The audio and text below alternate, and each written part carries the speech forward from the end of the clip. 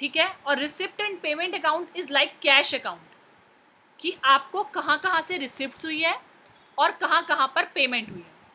ठीक है।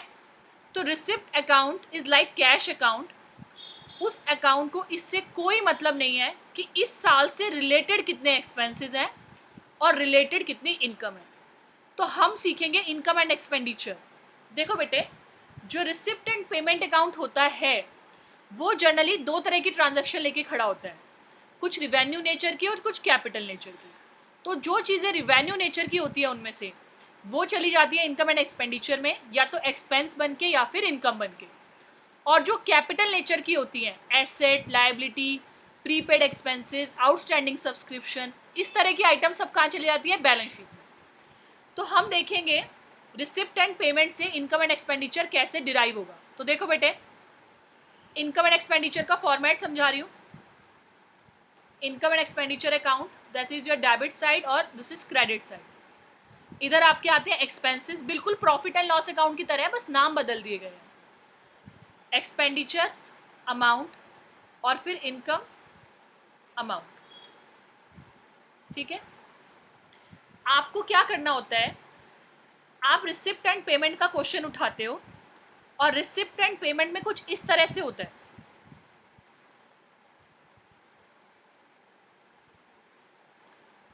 Receipt and payment में इस तरफ सारी क्या लिखी गई होती है? पेमेंट्स। और इस तरफ सारी क्या लिखी गई होती है? रिसीट्स। और उससे पहले यहाँ पर टू बैलेंस बीडी होता है जो कैश का होता है या फिर बैंक का होता है। सिमिलरली जब ये क्लोज हो रहा होता है अकाउंट तो यहाँ पर बैलेंस सीडी होता है जिसमें कैश और बैंक के बैलेंस सीडीज होते हैं। तो बेटे, कैश और बैंक के बैलेंस सीडीज एसेट और लायबिलिटी होते हैं ना भाई। अगर ओवरड्राफ्ट है तो लायबिलिटी और पॉजिटिव है तो एसेट। तो ये कभी भी इनकम एंड एक्सपेंडिचर में नहीं जाते। इसके बाद हम क्या करते हैं, यहाँ पर एक एक करके हर पेमेंट को एनालाइज करना शुरू करते हैं। तो हम सबसे पहले वाली पेमेंट उठाते हैं। फॉर एग्जाम्पल ये सैलरी है और यहाँ पर आपने लिखा है बाय सैलरी, तो इसका मतलब salary paid during the year है। ये जो है ये पेड ड्यूरिंग द ईयर है, ना कि related to the current year होगी। ज़रूरी नहीं है ऐसा। यहाँ सैलरी लिखी है 12,000 और लिखा है नीचे आउटस्टैंडिंग सैलरी ₹2000। दैट मीन्स 12,000 देने के बाद अभी भी हमें कितना और देना है? 2000। तो आप यहाँ पे कैसे लिखोगे? सैलरी पेड 12,000 और आउटस्टैंडिंग सैलरी आप क्या कर दोगे? प्लस। और अगर कोई प्रीपेड होती तो आप वो हटा देते क्योंकि वो आने वाले साल की होती। ऐसे करो। तो हर एक्सपेंस में से आपको क्या करना है बेटे? करंट ईयर का एक्सपेंस ढूंढना है। अगर कम है तो प्लस कर दो, प्रीपेड है तो माइनस कर दो। सिंपल सा लॉजिक है। अगर यहाँ पर कोई एक्सपेंस ज़्यादा दिया हुआ है आपने आने वाले टाइम के लिए तो उसको लेस कर दो। ठीक है। फॉर एग्जाम्पल अगर यहाँ कुछ भी होता तो यहाँ से क्या हो जाता? डिडक्ट हो जाता। ये तो बात हो गई सारे एक्सपेंसेस की। अब यहाँ पर क्या हो सकता है बेटे?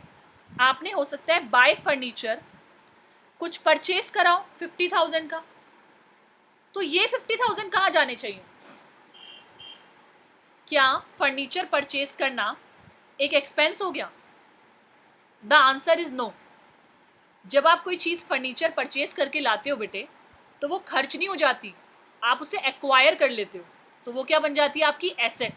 तो इस तरह की चीज़ें जो कैपिटल एक्सपेंडिचर है वो इनकम एंड एक्सपेंडिचर में कभी भी एक्सपेंडिचर साइड पर नहीं जाएंगी। ठीक है। ऐसे करके यहाँ क्या क्या हो सकता है वो मैं बता देती हूँ आपको। रेंट हो सकता है बेटे।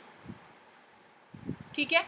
कोई भी अदर एक्सपेंसेस हो सकते हैं, जैसे टूर्नामेंट एक्सपेंसेस हो सकते हैं। अगर टूर्नामेंट का कोई फंड नहीं है तो वो यही जाएगा।